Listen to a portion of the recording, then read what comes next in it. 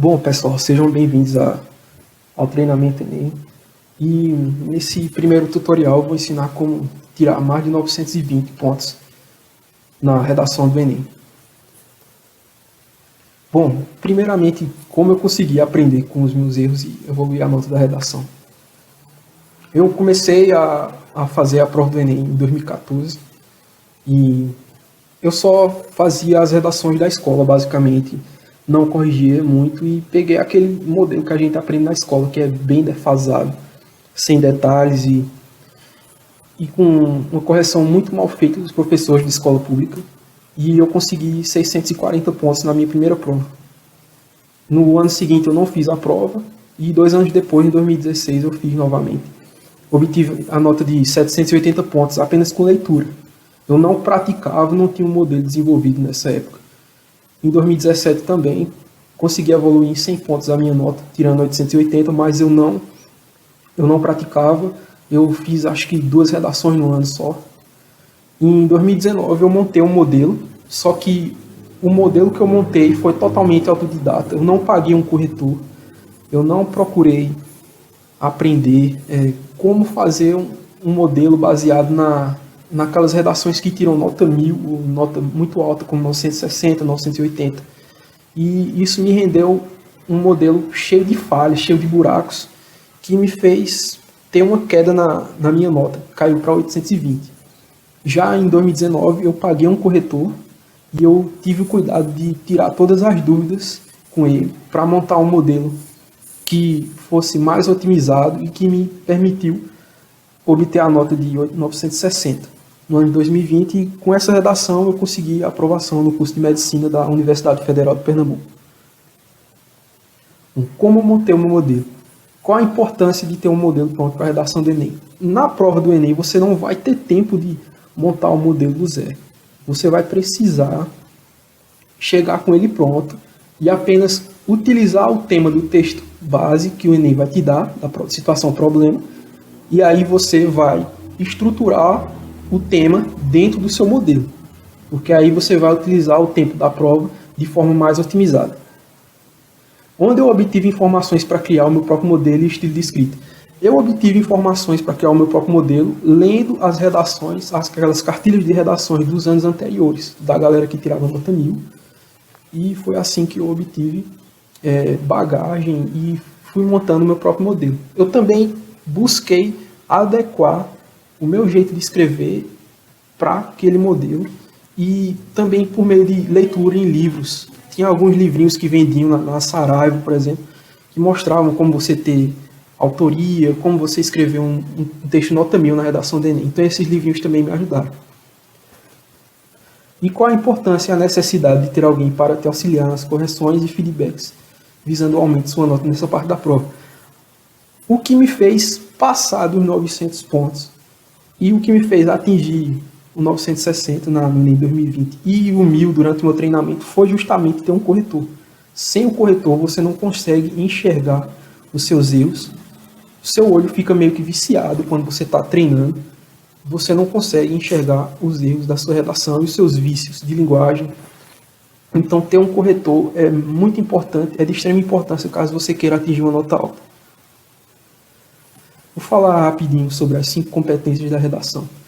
A primeira competência é o domínio da escrita formal, da língua portuguesa, e é avaliado se você domina a língua portuguesa na ortografia, na acentuação, nos hífen, emprego de letras maiúsculas e minúsculas, separação silábica, e se a sua redação está adequada com a norma padrão da escrita da língua portuguesa.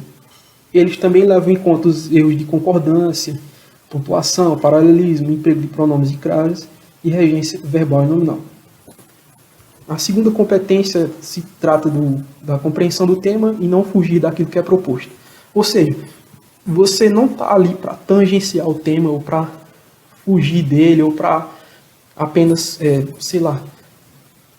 falar sobre o tema e aí você escapar e começar a falar de outra coisa. Tipo, se a sua redação manda você falar sobre os estigmas com respeito aos problemas mentais na sociedade, você não vai falar apenas de depressão, você não vai falar apenas de ansiedade, você tem que pegar os transtornos mentais como um todo e trabalhar todo esse espectro de transtornos mentais na sua redação.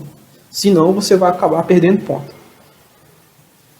A terceira competência é sobre selecionar, organizar, interpretar informações, fatos, opiniões e argumentos em defesa de um ponto de vista. Essa competência ela trata bastante da sua coerência, da sua coesão na sua escrita. Você tem que saber correlacionar todas as informações, tanto as do texto base quanto as que você traz com o seu repertório.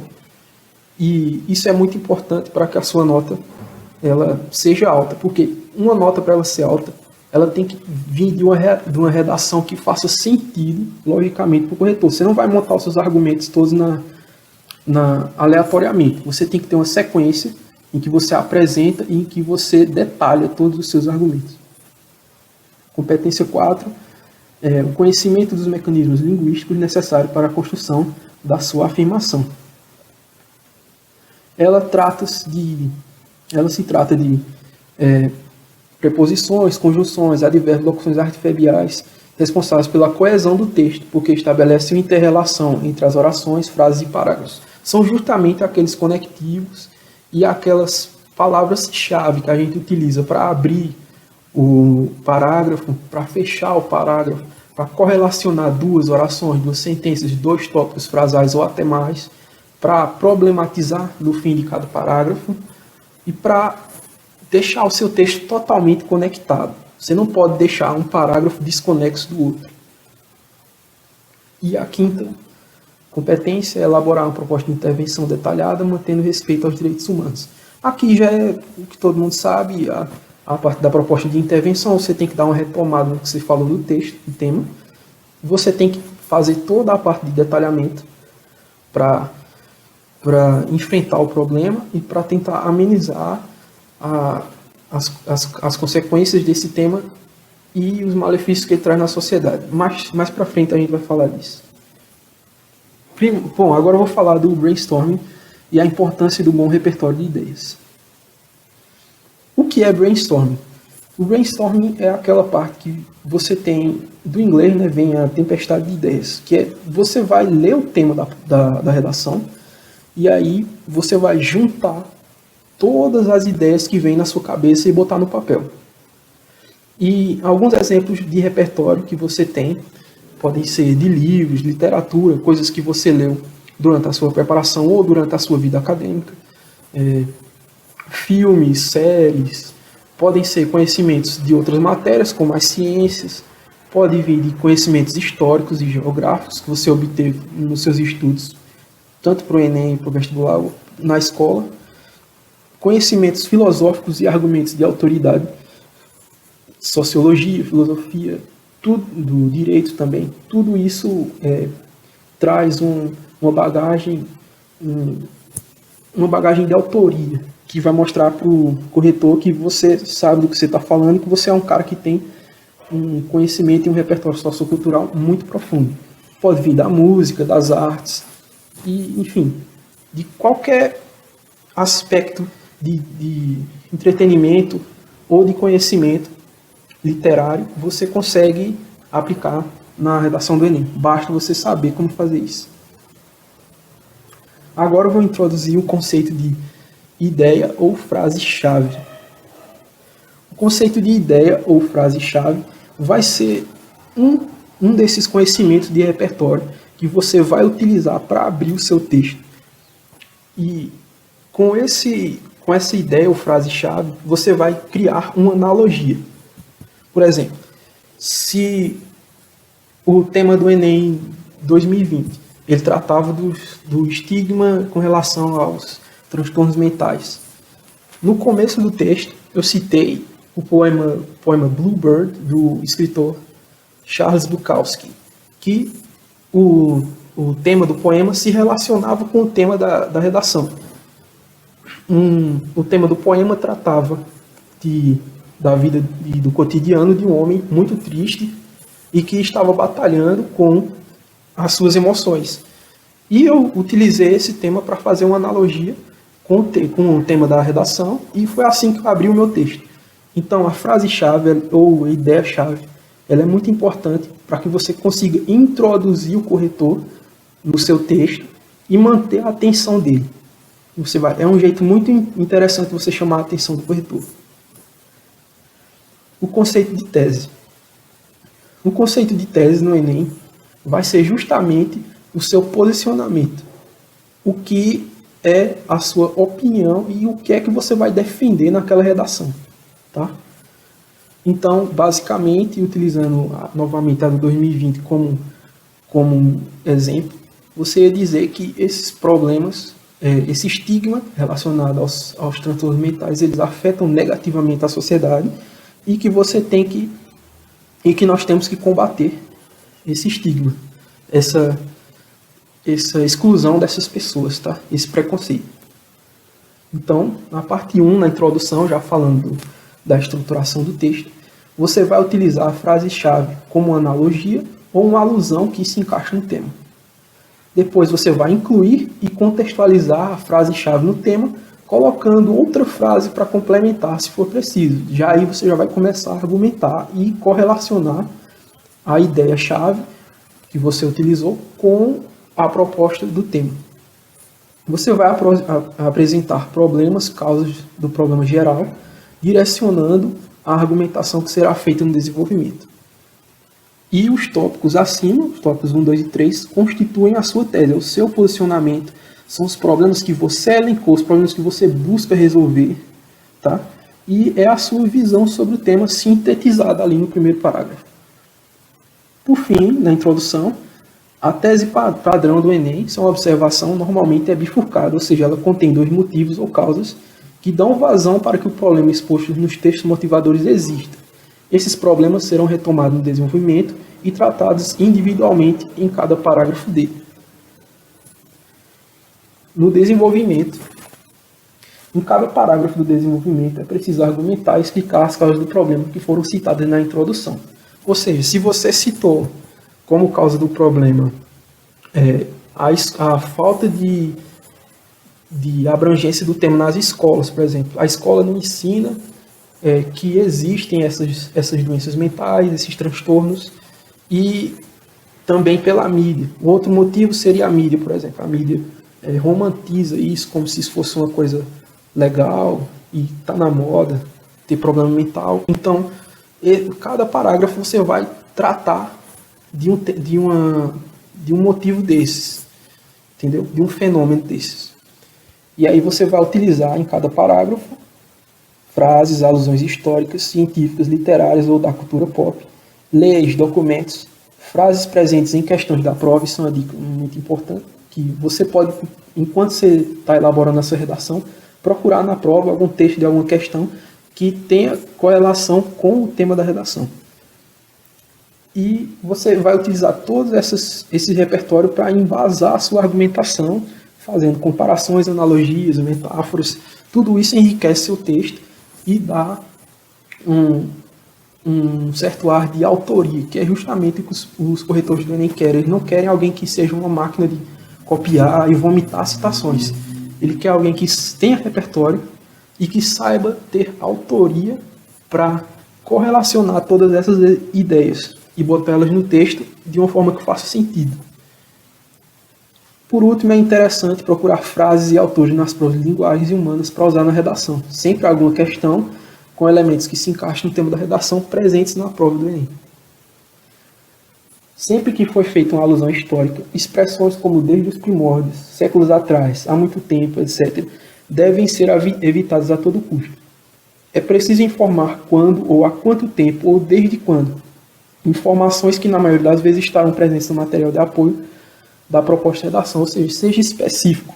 Não coloque uma expressão de tempo, uma expressão cronológica que ela não tem especificidade. Você tem que colocar a data ou o século que aquele fato aconteceu. Você tem que demonstrar que você tem conhecimento sobre aquilo. Fechar cada parágrafo do desenvolvimento com um afirmativo que defina suas ideias, normalmente declarando os porquês e os argumentos levantados por você tornam a solução do problema inviável ou extremamente difícil. É muito importante problematizar no fim de cada desenvolvimento, mostrar como esse obstáculo atrapalha e agrava a dificuldade para que o problema possa ser resolvido e como ele afeta de forma negativa a vida em sociedade. Bom, agora eu vou falar de alguns detalhes para estruturar cada período de desenvolvimento. Então, primeiro, abrir o parágrafo usando expressões coesivas, como diante desse cenário. Isso aqui, tudo, dessa primeira observação, ela trata da competência 4. Então, você tem que ter todas aquelas ferramentas coesivas para que o seu texto fique todo interconectado e atenda todos os pedidos do corretor. Então, você vai abrir o parágrafo usando expressões coesivas, como diante desse cenário, nesse viés e etc. Retomar em cada parágrafo do desenvolvimento um dos problemas que você elencou para formar sua tese na introdução. Reapresente esse problema de forma mais aprofundada. Após isso, utilizar o ponto final. Caso seja o segundo desenvolvimento, utilizar algo que um conector que indique a adição, como ademais ou além disso, ou outro sim, e por aí vai. Segundo, abrir com o conector.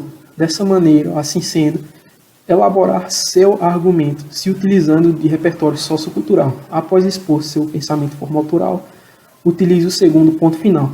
Isso aqui se trata do segundo período do desenvolvimento. Você já finalizou com o primeiro ponto final, e aí você vai abrir, você vai detalhar mais ainda a sua ideia no desenvolvimento. E aqui você vai utilizar toda aquela parte de autoria que já foi falado, um repertório sociocultural, e você vai esmiuçar toda a sua ideia para que o corretor consiga ver a sua visão a respeito daquele problema. Para fechar o parágrafo, você vai ter o último período, que é basicamente a problematização.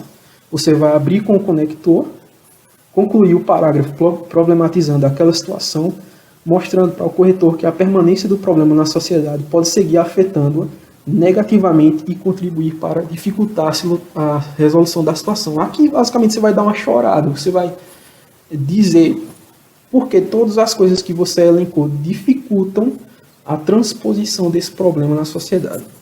Você vai dizer que é extremamente difícil de resolvê-lo. E agora nós vamos para a parte final, que é a conclusão. Você vai começar a conclusão resumindo tudo que foi falado, remetendo à necessidade de resolver os problemas citados para que a situação possa mudar. E, se possível, você vai citar a frase ou ideia-chave de novo, para que o seu texto se mantenha todo conectado. Após isso, você vai começar a apresentar as suas propostas ou propostas de intervenção. As propostas de intervenção devem mostrar quem, o que, como e porquê. Ou seja, quem resolve qual problema, o que e como ele vai fazer isso e por que ele vai resolver. No fim de cada proposta, usar a frase-chave de alguma forma para fechar a proposta. Essas perguntas, o que, como, porquê, quem, isso constitui o detalhamento da sua proposta de intervenção. Você tem que mostrar o que vai ser feito, como vai ser feito, por quem vai ser feito, para que vai ser feito.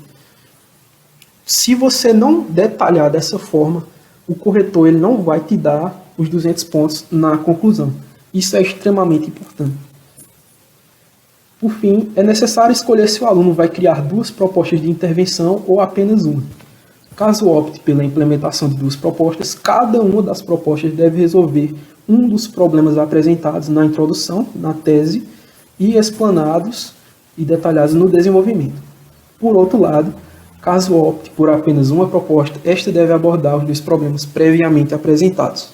Ou seja, você pode escolher entre fazer 2 propostas, uma combatendo e resolvendo cada um das situações e problemas que você apresentou na sua tese bifurcada da introdução, ou você pode propor apenas uma solução para aquele problema, mas que essa solução ela seja capaz de abarcar, de abranger, de resolver os 2 problemas que você citou na tese. A proposta de intervenção pode ser desenvolvida de modo que englobe o que será feito, por quem será feito, como será feito, que é o modo meio, para quem será feito, público-alvo, e para que será feito, quais os objetivos e metas, certo? Então a proposta em si, ela precisa de um agente que vai atuar executando o plano, ela precisa de um modo e meio para ser realizada, ela precisa de um público-alvo que vai ser beneficiado de alguma forma pela proposta de intervenção, e ela precisa ter objetivos e metas. Todos esses elementos constituem o detalhamento necessário para que a sua proposta seja considerada completa pelo corretor. Se possível, aplicar um exemplo que já foi implantado no exterior em alguma proposta de intervenção. Isso aqui demonstra bagagem e repertório sociocultural. Não é necessário, mas eu já percebi que algumas pessoas que tinham tirado redação nota 1000 no Enem, elas são poucas, mas já aconteceu de elas terem um análogo no exterior. Tipo, ela dá uma proposta de intervenção e aí ela mostra um modelo que funciona, por exemplo, na Finlândia, ou nos Estados Unidos, na Suécia, ou em qualquer outro país, e que poderia ser aplicado aqui no Brasil. Se possível, fechar o texto com a frase-chave. A dissertação deve ser um texto-circuito onde todas as partes devem estar conectadas, sempre revisitando as citações e frases com o objetivo de prender o leitor e mostrar eloquência e propriedades sobre o tema. Você tem que, se possível, na última frase do seu texto, você citar novamente aquele conceito que você utilizou na introdução para fazer analogia. Isso mostra que o seu texto ele está todo redondinho, todo conectado e vai mostrar que os seus parágrafos dialogam entre si, essa intertextualidade, né? E tudo isso vai contribuir para que o leitor se mantenha focado no seu texto e que o corretor não se distraia, não sinta que o seu texto está chato, e isso pode contribuir para a sua nota. Novamente, evite agentes vagos, a população, o povo, e evite ações vagas, como agir sobre, se conscientizar. Tudo isso é clichê demais, tá? E as redações que estão tirando nota alta, elas não estão utilizando mais esse papo de conscientização, de que a população tem que fazer isso. Prefira utilizar agentes que sejam mais objetivos. São pessoas que têm poder para realmente mudar alguma coisa, passar uma lei, como os deputados, o governo federal, o poder legislativo, o Ministério da Educação. Então, tudo isso é importante que você tenha cuidado. O detalhamento da conclusão é esse. Se lembre, para obter os 200 pontos, você precisa responder aquelas perguntinhas: quem, por quê, para quê, um modo meio, qual o objetivo, qual a meta. Então, tudo isso é muito importante para que a sua redação obtenha os 200 pontos na quinta competência, que é a conclusão. E, por fim, queria convidar vocês para curtir a nossa página no Instagram, que é @treinamentoenem. Entre em contato pela DM, caso você queira correção. A gente tem correções, pacote de correções de 4 redações por mês, por foto e vídeo, por apenas R$20. Então, tipo, uma redação sai por R$5, com correção em foto e vídeo. E eu já tratei da importância do feedback de um corretor, para que você consiga evoluir a sua nota. E também vai ser interessante para vocês poderem aplicar o modelo e estar testando aí. Então, muito obrigado. E é isso.